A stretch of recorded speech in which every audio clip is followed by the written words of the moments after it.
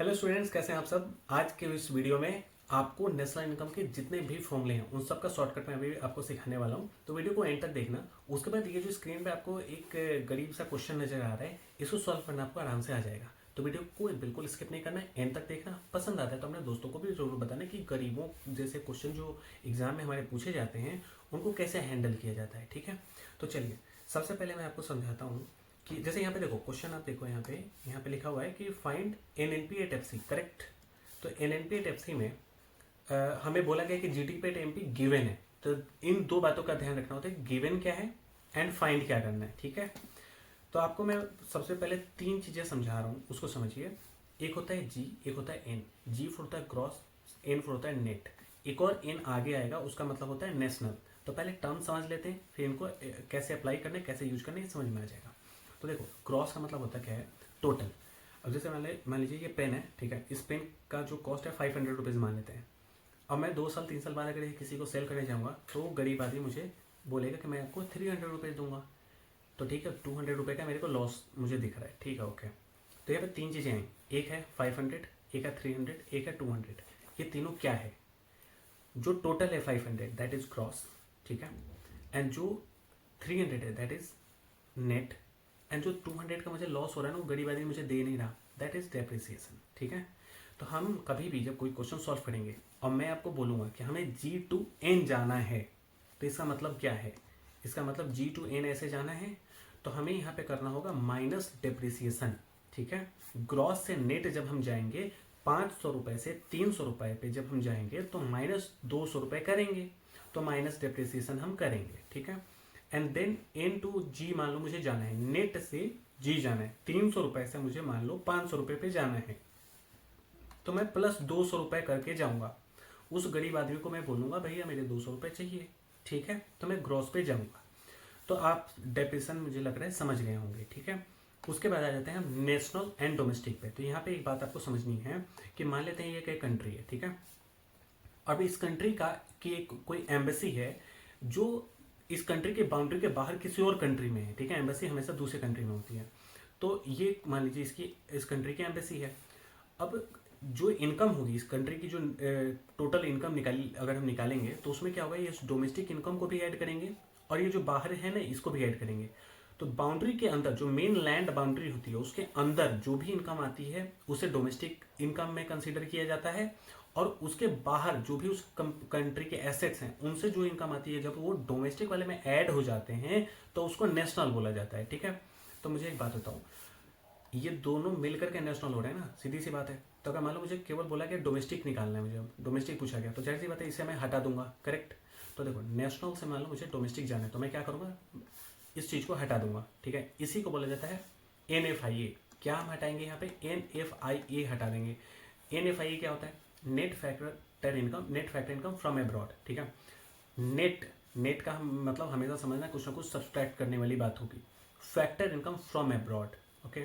तो फैक्टर का मतलब होता है कई सारे तरीके के इनकम होते हैं, उन सबको मिला करके इनकम। तो इनकम के कई सारे फैक्टर को मिला करके फैक्टर इनकम फ्रॉम एब्रॉड।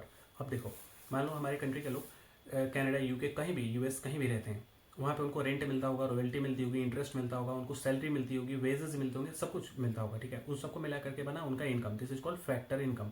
तो ये फैक्टर इनकम है एब्रॉड में। ठीक है, वहाँ से उन्होंने हमारे कंट्री में भेज दिया अपनी फैमिली को, तो इसे बोलेंगे factor income from abroad, correct. अब वैसे ही हमारे कंट्री में बहुत सारे लोग रहते होंगे, जैसे हमारे कंट्री में मालदीव्स के लोग रहते हैं, नेपाल के लोग रहते हैं, हमारे कंट्री में ब्रिटेन के लोग रहते हैं, कई सारे लोग जर्नलिस्ट हैं, कई सारे लोग ऑफिसर्स हैं, कई कई सारे सर्विसेज यहाँ पे हमारे कंट्री में करते हैं, कई सारे लोग IT सेक्टर में काम करते हैं। तो बाहर के लोग हमारे कंट्री में रहते हैं, वो लोग जो इनकम लेते हैं वो अपनी कंट्री में वापस भेजते हैं, तो इसे बोलते हैं फैक्टर इनकम टू एब्रॉड। तो from abroad minus to abroad अगर आप कर देंगे तो आपका आ जाएगा net factor income from abroad. Okay, मैं एक बार फिर से बता देता हूँ, net factor income from abroad find करने के लिए factor income from abroad minus factor income to abroad आपको करना है, सिंपल। ठीक है, तो देखो नेशनल से अगर आपको डोमेस्टिक जाना है तो आपको क्या क्या करना है, -NFIA कर देना है। अब डोमेस्टिक से आपको जाना है नेशनल में, तो मैंने क्या बताया था, ये होता है डोमेस्टिक और ये होता है नेशनल।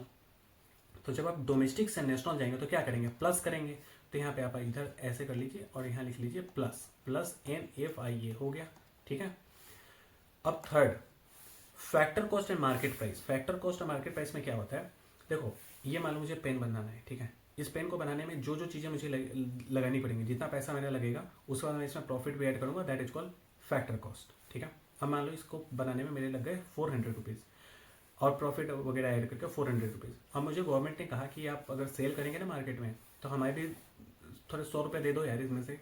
मैंने कहा चलो भाई ठीक है, आप भी 100 रुपये ले लो। तो ऐसा तो है नहीं कि मैं अपने 400 में से 100 रुपये दे दूंगा, मेरे को अपने खुद भी तो कमाना है। तो मैंने क्या करा, इसमें 100 रुपये और ऐड करा, तो ये 500 का हो गया। पहले 400 का था, अब जो ये 500 का हुआ, तो यहाँ पे जो एक्स्ट्रा 100 रुपये मैंने ऐड करा है दैट इज कॉल्ड टैक्स, ठीक है। और ये इनडायरेक्ट टैक्स होता है, ठीक है। अब दो तरीके के टैक्स होते हैं, डायरेक्ट टैक्स, इनडायरेक्ट टैक्स। ये चीज़ें हम गवर्नमेंट बजट वाले चैप्टर में देखेंगे। बस अभी आप ये समझिए कि इसमें जो टैक्स ऐड हुआ है that is called indirect tax, ठीक है। अब गवर्नमेंट को लग रहा है अरे यार ऐसा है कि 500 ना लोगों के लिए ज़्यादा ही कॉस्टली हो जाएगा, गरीब हैं बहुत सारे लोग, तो एक काम करते हैं। गवर्नमेंट ने बोला कि देखो 20 रुपये हम आपको वापस कर रहे हैं, तो आपने एक काम करो, इसे ना 480 में सेल करो, हमें केवल 80 रुपये ही चाहिए। मैंने कहा ठीक है। देखो सब्सिडी दो तरीके की होती है, एक होती है जो प्रोड्यूसर को दे दी जाती है, एक होती है जो बायर को दे दी जाती है। तो किसी को भी गवर्नमेंट ने बोला कि भाई 20 रुपये हम आपको दे रहे हैं, तो अब क्या हुआ, 20 रुपये कम हो गया। किस में से कम हो गया, पहले गवर्नमेंट ने मुझे बोला तो 100 रुपया देना है, अब गवर्नमेंट ने बोला 20 रुपये कम देना, दिस 20 रुपये इज कॉल्ड सब्सिडी, और ये था टैक्स। तो NIT जो बना ना, नेट इनडायरेक्ट टैक्स जो बना, क्योंकि मैंने कहा था ना नेट का मतलब होगा हमेशा सब्सट्रैक्ट करना, तो किस चीज़ से सब्सट्रैक्ट करना है, टैक्स में से। तो टैक्स हो गया 100 रुपये, और माइनस सब्सिडी कर देंगे तो आपका NIT आ जाएगा। तो यहाँ पे देखो फैक्टर कॉस्ट से अगर मुझे मार्केट प्राइस पे जाना है तो मुझे क्या करना है, फैक्टर कॉस्ट में टैक्स ऐड करना है और सब्सिडी को माइनस भी करना है अगर गवर्नमेंट ने सब्सिडी दिया तो शॉर्टकट में इसे हम क्या बोलेंगे, शॉर्टकट में बोलेंगे कि फैक्टर कॉस्ट में आपको केवल ऐड कर देना है NIT, ठीक है। और NIT आप अलग से फाइंड कर लेना, टैक्स माइनस सब्सिडी कर लेना, उसकी वैल्यू डायरेक्ट यहाँ पे डाल देना। अब जब फॉर्मूला पूरा सेट करूंगा मैं तो वहां पे आपको अच्छे से समझ में आ जाएगा, ठीक है। अब यहाँ से आप आए मार्केट प्राइस से फैक्टर कॉस्ट की तरफ आपको जाना है। तो मार्केट प्राइस वो चीज़ है जिसमें गवर्नमेंट वाला पैसा जो है वो ऐड है। अब फैक्टर कॉस्ट केवल जानना है, मतलब उस जो भी गवर्नमेंट वाला पैसे के साथ जो प्राइस है मार्केट में, जिस प्राइस पे आपने बेचा था उसमें से गवर्नमेंट वाले पैसों को आप हटा दीजिए। अब आपके पास जो हाथ में पैसा बचा है that is your factor cost. तो यहाँ पे आप क्या करेंगे, माइनस कर देंगे NIT, बस सिंपल हो गया, ठीक है। इसके बाद वो जो गरीब से जो दो क्वेश्चन थे, इन दोनों गरीबों को अब हम सॉल्व करेंगे, ठीक है। तो देखो प्रोसीजर क्या होता है इसको सॉल्व करने का, जो आपको गिवन है उसे आप राइट साइड में लिखेंगे, जो आपको फाइंड करना है उसे आप लेफ्ट साइड में लिखेंगे, ठीक है। तो देखिए यहाँ पे सबसे पहले आप इक्वल लगाइए, लेफ्ट साइड में जाइए और लिखिए NNP@FC, ठीक है। और राइट साइड में लिखिए GDP@MP। अब आपको क्या करना है, यहाँ पे आप इस स्लाइड का भी यूज देखेंगे आप, ठीक है। तो यहाँ पे देखिए, यहाँ से G से आपको N जाना है, ठीक है। तो यहाँ पे आओ, G से N जाओ, G से ऐसे करके N की तरफ जाओ। तो क्या करने के लिए बोला गया था, माइनस डिप्रिसिएशन बोला गया था, करना होगा, ठीक है। तो अब आ जाओ फिर से फॉर्मूले पे, यहाँ पे लिख दो माइनस डिप्रिसिएशन, ठीक है। उसके बाद देखो सेकंड बोला गया D से आपको N पे जाना है, तो इस वाली स्लाइड पे आइए और यहाँ पे देखिए क्या लिखा हुआ है, D से N जाने के लिए, D से आपको ऐसे N जाना है, तो आपको क्या करने के लिए बोला गया, प्लस NFIA करने के लिए बोला गया। तो आप आ जाइए प्लस NFIA करने, यहाँ पे प्लस कर दीजिए NFIA, ठीक है। उसके बाद हमें जाना है P2P, P2P में कोई चेंज नहीं है तो हम कुछ नहीं करेंगे यहाँ पे। अब आता है MP to FC, ठीक है। MP से हमें FC पे जाना है। अब जाओ MP से FC पे जाओ, क्या करना होगा, यहाँ पे माइनस NIT करना होगा। तो यहाँ पे कर दो माइनस NIT हो गया, ठीक है। अब बाकी चीज़ें जो नहीं चाहिए ये सब हटा देते हैं एरो, बस, ठीक है। तो जैसे आपको GDP@MP बोला गया फाइंड करने के लिए, तो आपको बस ऐसे ही आपको ये बस क्या सोचना है, आपको खाली सोचना है कि मुझे कहाँ से कहाँ जाना है, यहाँ से यहाँ जाना है, यहाँ से यहाँ जाना है और यहाँ से यहाँ जाना है। बस तीन चीज़ें ही होती हैं, हमें सब तीन ही एरो बनते हैं, ठीक है, क्योंकि P2P तो कुछ होता ही नहीं है।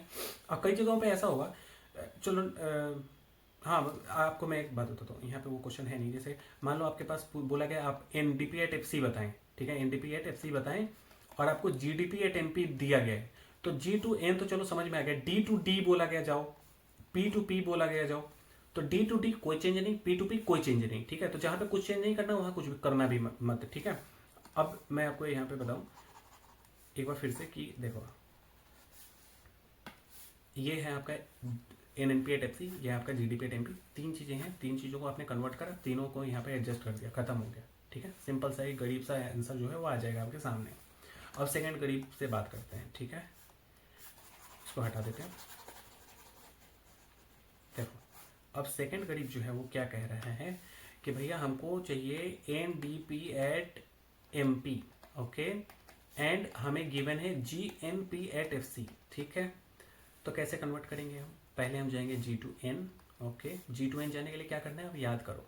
ठीक है, या फिर जो भी फॉर्मूला में कन्वर्जन मैंने आपको सिखाया था उसे कॉपी पे या A4 शीट पे लिख करके अपने सामने रखना। ठीक है, तो अब G to N जाना है आपको, माइनस डेप्रिसिएशन करना होगा। ठीक है, माइनस डेप्रिसिएशन।